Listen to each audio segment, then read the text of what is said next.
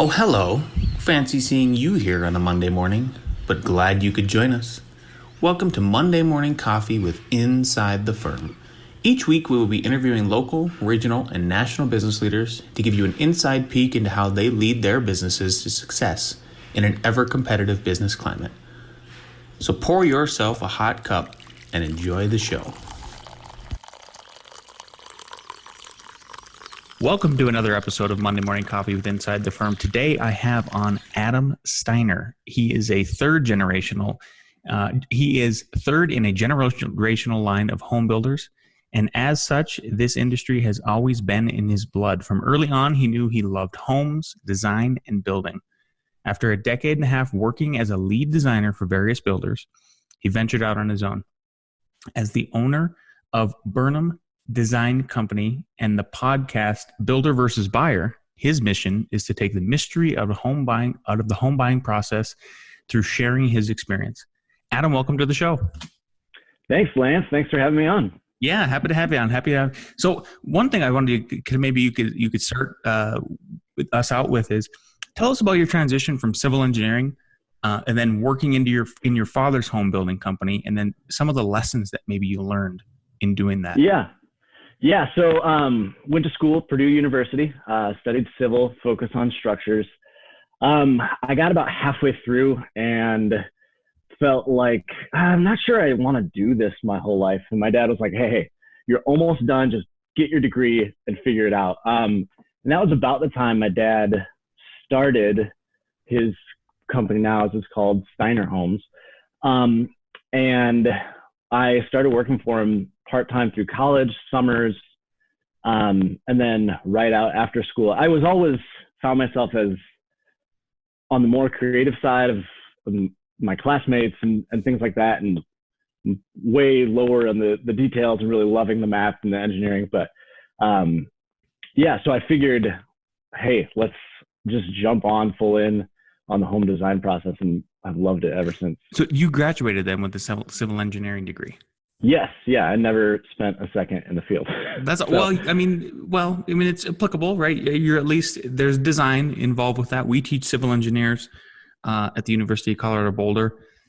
And, I know that some of them that have graduated there, they move on to different stuff. As a matter of fact, like our structural engineer is technically a civil engineer. So there has to be something that so was there any crossover at all once you started working for your dad's home business building company? Was there anything, there had to have been some kind of skills that transferred over to that, or did they kind of go by the wayside entirely? There's a lot that I haven't touched on in my career that I learned in college, but I would say engineering is very good at training you in problem solving. And that is all that I found home design is. So you have a problem, there's parameters, and you need to solve it. So it really helps. It helps me walk that line between functional and, beautiful design of like, it's got to be buildable. It's got to be structural. It's got to, all that stuff. What about on the, maybe siting? Was there anything that helped you when you guys would have a new lot or maybe a new subdivision that you purchased a piece of land and you guys were laying it out, laying the streets out or anything like that? Was there any of that stuff that, flowed into you working for your dad? Oh yes, that ended extremely helpful, especially the surveying component that you go through in civil. There's a ton of questions I get from buyers on, hey, we're thinking of buying this piece of land, and what should we look for, yada yada. It's helpful to have that background, be able to look instantly at a grading plan, topography, and know, okay, this is a walkout lot. This isn't, and really guide them in that direction. Yeah. So speaking of that, if somebody's listening to this podcast and they are thinking about building a new house at some point, I know it's an American dream to do it for sure. What advice would you give a potential client on picking a lot in a builder as they started wading their toes into that? Yeah, I would pick them in conjunction. If you're picking a lot and a builder, get a builder that wants to go out, view your site, give you information on it, help you in that. And really make sure you're asking all the questions, knowing all the information. What kind of questions should they ask? I think that's one of the things too that people, I mean, people will contact us to design their house, and the first thing I ask them is I mean, more often, sometimes maybe not more often than not, but a fair amount to where it's worthy of saying it, is that they actually don't even have a piece of land purchased yet. Yeah. So what are some things that you know as an industry insider that maybe somebody who's brand new to doing this for the very first time, they just, there's obvious things that they might miss? Yeah, I would say get a survey. Make sure you know the size of the land. Make sure all the easements are noted on that. Call your county, call your city, find out the setbacks for that specific zoning area. Setbacks and easements are different. Make sure you have both of those covered. And then I would say if you're buying in a subdivision, make sure and get that grading plan. So a grading plan is something that the city has approved with the developer to say this is the elevation of streets and everything, that the way we want the water to drain. And so the grading plan will have every specific lot on it and the proposed grade for what the city would like to see and the engineers would like to see the builder then build to. So you're not there. Some cities are a little more flexible in that, and you're not necessarily locked into it, but that is the starting off point for most cities, municipalities is the grading plan.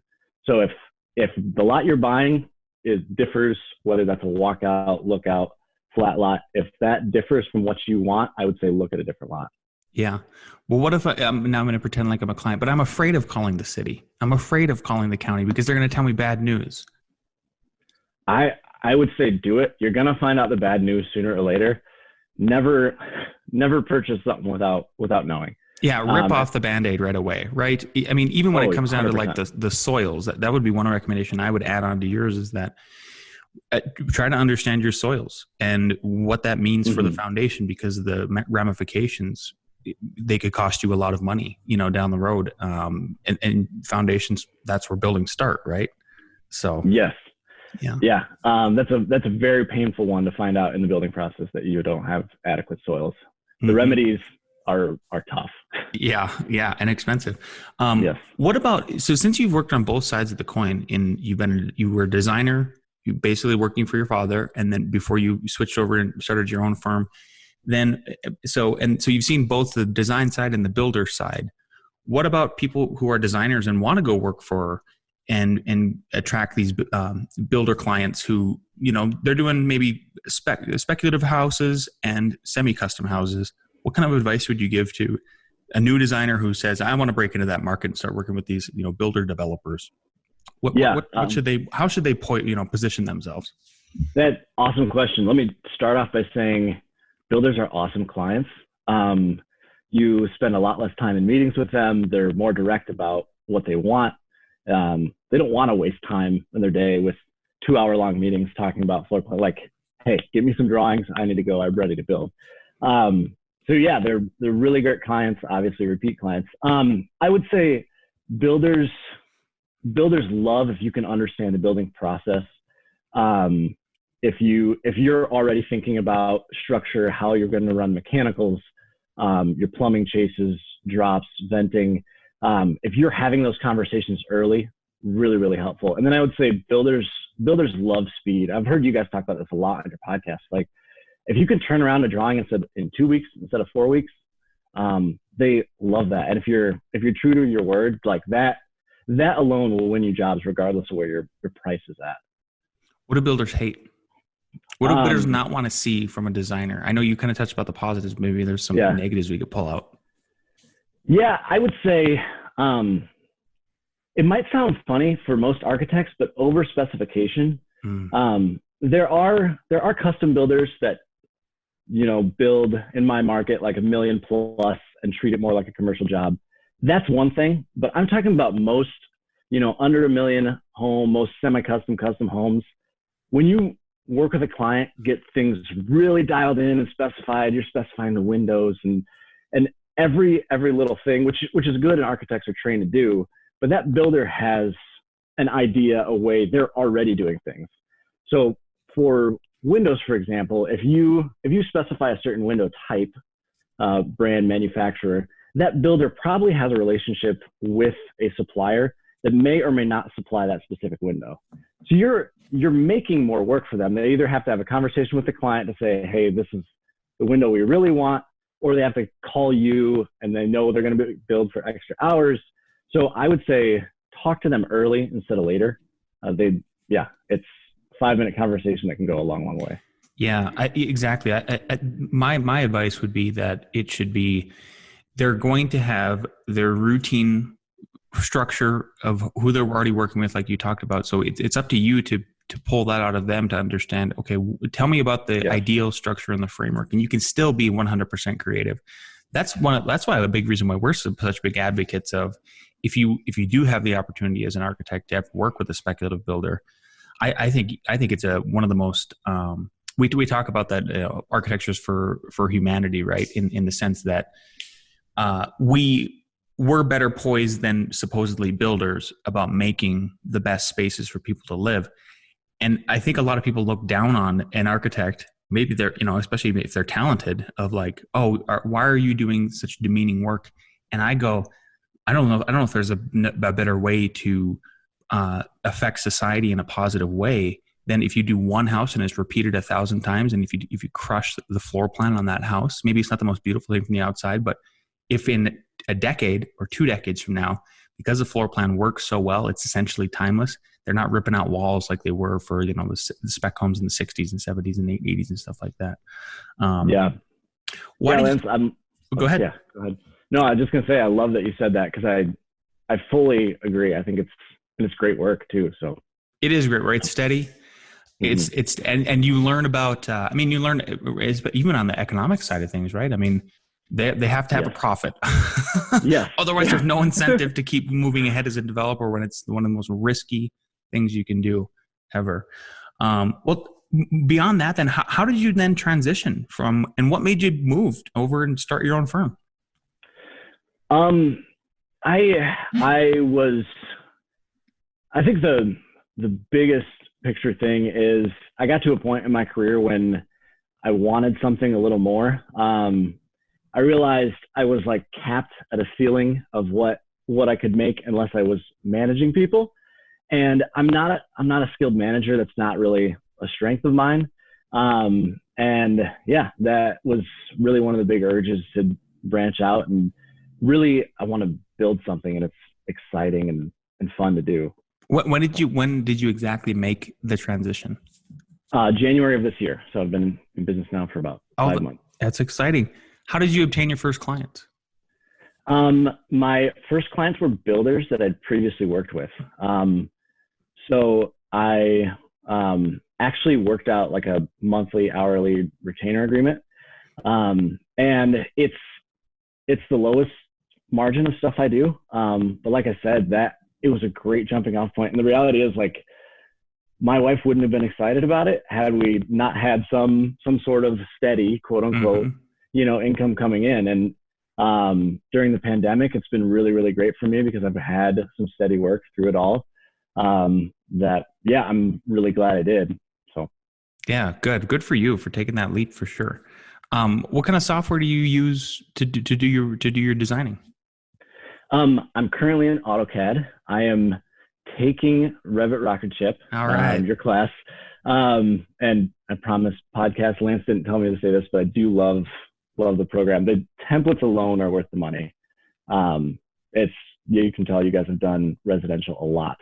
And the out of the box Revit stuff is not as set up for residential as what you guys make it. So what is there any big lessons you've learned so far by branching out on your own, or has it went relatively smooth? It's been relatively smooth. I would say starting off, get the right stuff. Email servers, should I pay for Microsoft Excel, all that stuff. I went cheap first time around, and then 3 months in, I've already exceeded my storage limits on all that stuff. And I'm like, you know what? I really wish I just went with the full boat package and got the right thing right up front. What would that be if somebody was in your shoes, say tomorrow or on Monday, they listen to this episode and they go, it's time for me to start my own firm too. what is just a list of, maybe your top 3 technical resources and things that you would recommend? Just bite the bullet and spend the money on these things so you're not regretting it later.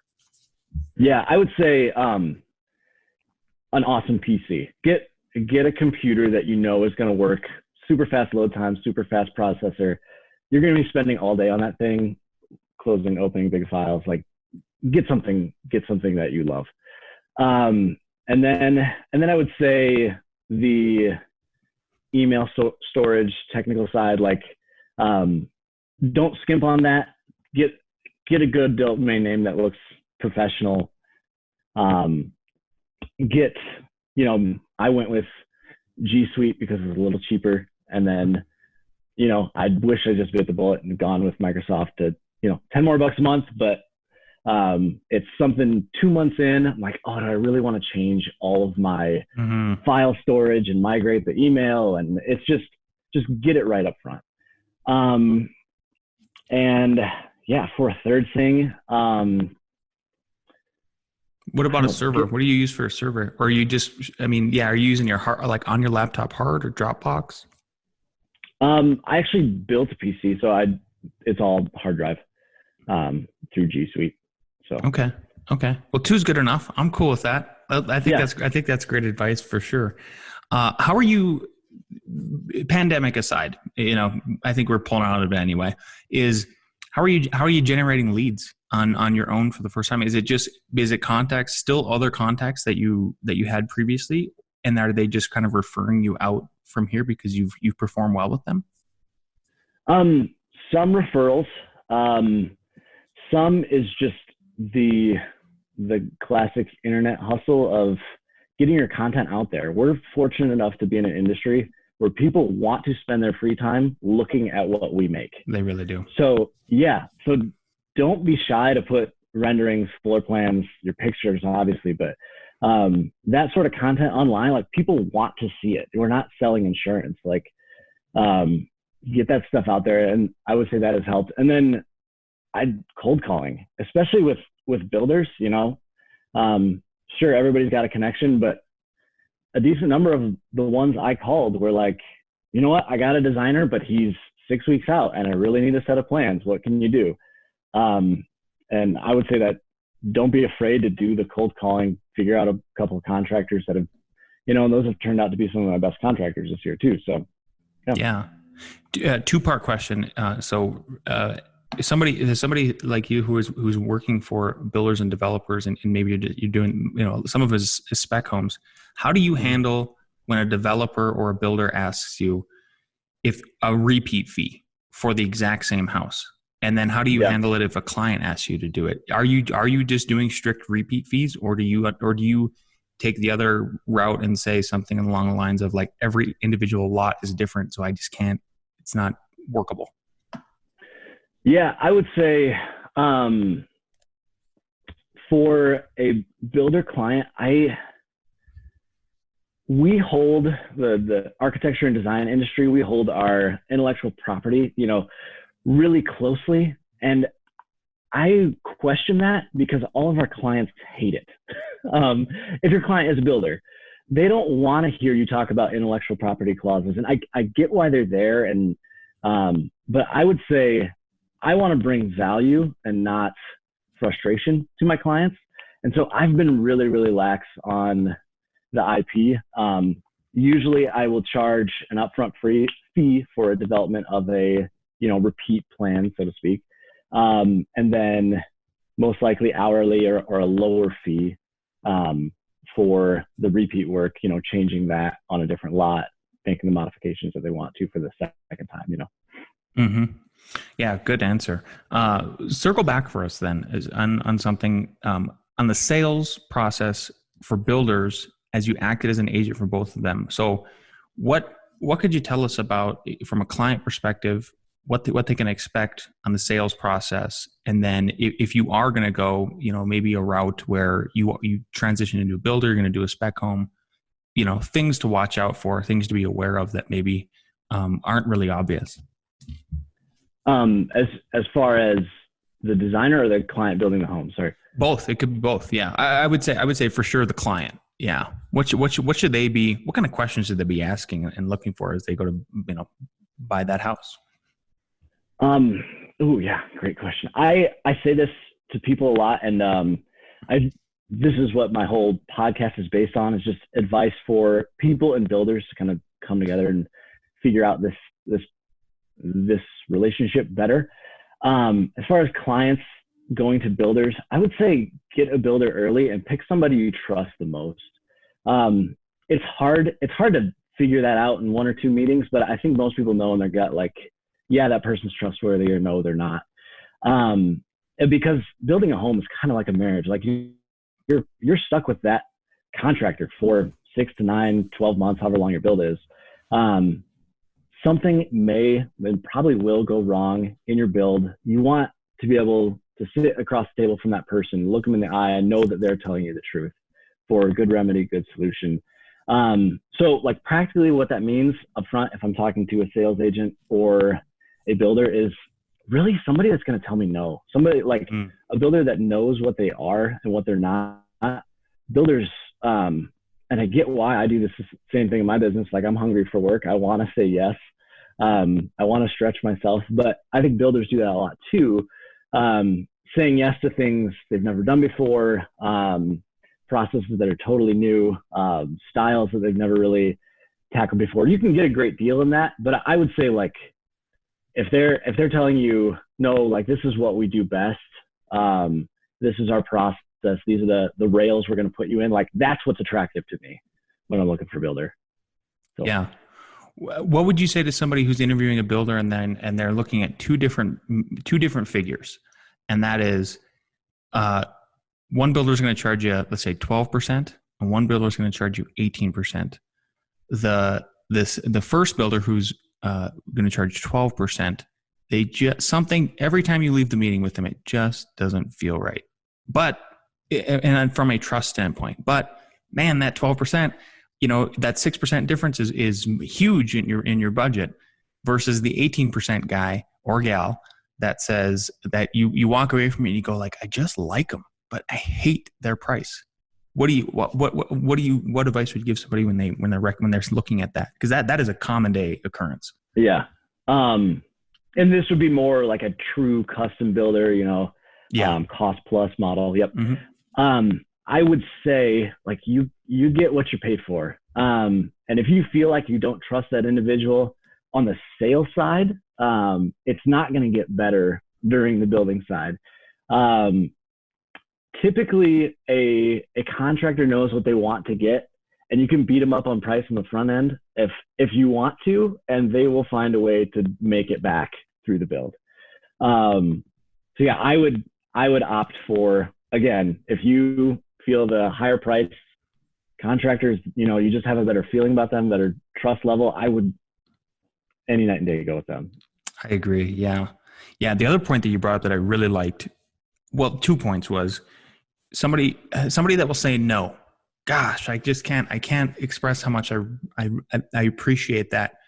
That's what I want too, is if I hire, I don't know who it is, but like, how about this? Any employee that I have, I want them to just tell me the truth. Yeah. And I try to get this across with time. For some of our construction foremen that we're training right now, as we branched out, is I just had this discussion with one of them on Friday, and I said, "Oh, did you finish this task on the roof?"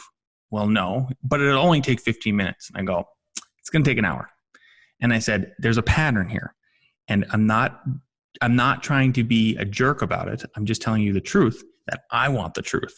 So what you need to start doing, who I was speaking to, what you need to start doing is you need to, if you have a pattern of this is going to take X, you need to find the multiplication factor and start telling me what it's really going to take. Mm-hmm. I'm not going to be, I want that, because what pisses me off is if you tell me the 15 minutes and it doesn't take 15 minutes, I can come to reality with that. So there's a lot of truth there. And then the other part that I really like that you talked about was you said, something will go wrong. Can you elaborate on that and maybe even give an example without having to name names or anything of no matter how perfectly planned you've tried for something as a designer, and then it started getting built and you're like, well, it went wrong. And then how do you how do you deal with that when telling a client and explaining to them and sort of setting that expectation? Yeah, I would say homes are extremely complicated. They're built outside in the weather by humans. By humans, yeah, literally hundreds of humans touching your project, from manufacturers, suppliers, all the way to people installing the things on your site. So things that really get tight down to the inch. A small example would be a bathroom door. Sometimes the bathroom, you dimension it on the plan, 5 foot, 5'6", whatever you have, rough framing, and it just gets framed at 2 inches off. It might have been cascading from the foundation, like things like that happen. And what the cascading effect is, you know what, those 3-foot doors that we planned into the bathroom, we might not be able to get those to fit with all the trim to work and the casing on the vanity, all that. So we might need to go down to a 2'10" or a 2'8" door. Small example, but you want a contractor that's going to be able to tell you those things and give you the options and solutions. Not say, hey, this is what we're doing. Sorry, it's screwed up. Tough luck. But really, walk you through, okay, here's what happened. Here are your options now. We could leave one side with no casing and rip it all down. It's not going to look great, but you can still get that 3-foot door in there, or we can order you a smaller door. So yeah, little things like that. And I say that too, like, so clients don't freak out as much when something goes wrong. Most builders, and especially the ones I've worked for 3 different ones now, and they want to fix your problem. They want to help you through it. Most of the ones I've worked with aren't trying to screw you in that situation. So it's just something that needs to be worked out. Yeah. I think the ones, it's like, it's that when you and I talked about that example of between 12% and 18%, it's if you go for the 12% guy, to me, that's where I've seen people then they try to make up ground, and they're trying to make up ground. It could be interpreted as, and maybe rightly so, trying to screw you over, but they're just trying to make up ground because you beat them up. Trustworthiness aside about that. Tell us about the podcast. What inspired you to start it, and how many episodes are you in? What do you talk about? The podcast, Builder versus Buyer. Honestly, it was, I've just been on a really big Gary V kick lately. Watched a ton of videos online, and there was a builder I was working with as the lead designer, and wanted to hire an outside architect to develop some of their new homes. And the fee that outside architect charged was it was a good chunk. And I'm a extremely competitive person. I mean, look at on the outside, I don't, most people don't know that, but I hate losing. And this was one of those things where I felt like I need to build value into what I give to people and what I offer to people. And the best way I can do that is to just share. So it's completely, I'm just trying to help builders and buyers through their build process, and just make the process better for people. And in that, selfishly, let's, full disclosure here, like, I want to create some brand value for myself. Mm-hmm. Yeah. Well, I commend you. No, I think you will. I think it's great. Sarah Collada had me on her podcast. She interviewed previous to this week. It's like at the end of May in 2020 when this was recording, and it'll launch at some point on her podcast. But she asked me what the podcast has done for us in terms of business. And it's surprising. It's been very surprising to us, and maybe you'll experience this too. Is like we will have clients now walk in and they'll go, "By the way, I'm a big fan of the podcast." This is after they sign the contract, and then we're kind of like, "Oh, I hope we didn't say anything. Obviously, they like the content. I mean, because you've listened, obviously, right. and it's very raw. We try not to name names or anything, but people can guess after a while. Mm-hmm. So bravo to you, buddy. I think it will help you out. Just keep plugging away at it. That stay steady. That's the biggest thing. Is just every week try to do something, and then don't be afraid to reach out to people. I know I reach out to you on LinkedIn to have you on because I want to help people grow what they're doing too. But feel free to reach out to the other folks like Mark and Enoch Sears and anybody else who's in the builder podcaster realm. I'm sure they would. People are always looking for guests, so I would encourage you to do that. Last thing is knowing what you know now, and if you could go back in time to your former self, maybe when you first started a career, what advice would you give yourself? Pay attention to everything. I got really lucky in my career that I got to be into some places and meetings. I was on leadership teams, got to see a lot of operations, was in the room with a lot of really smart people. And I would say when somebody smarter than you is talking, listen to what they're talking about. There's so much good information there. Don't just focus on your part. Don't just focus on your little piece of the puzzle, but really try and understand the whole picture, because it's going to do a lot. Yeah. And everybody's listening. That came from a very competitive man who is not, which I would commend you. I'm a very competitive person too, but it is so critical, no matter how competitive you are, how smart you are, there's always going to be somebody smarter than you. I don't care. I don't care who you are. I think even people like Elon Musk would agree with that statement. So Adam, it was an absolute pleasure having you on. Thanks for coming on the show today. Where can people find you, your work, and connect with you, especially the podcast? Yeah, the podcast is on Spotify, Apple Podcasts, and SoundCloud. It's Builder versus Buyer. My work, Birnam Design Company, Birnam Design, BIRNAM design.com. And then I'm on Instagram, Facebook, YouTube, some other social stuff. LinkedIn, yeah. Link in with him. LinkedIn, yeah. He'd be happy to link in with you. Cool. Yeah. All right, Adam. Thanks again. We'll talk to you soon. Thanks so much, Lance. Yeah. Thanks for listening. We hope you enjoyed it. And if you did, don't forget to leave us a 5-star review on the iTunes app. Tip your barista, and we'll see you next week for more Monday Morning Coffee with Inside the Firm.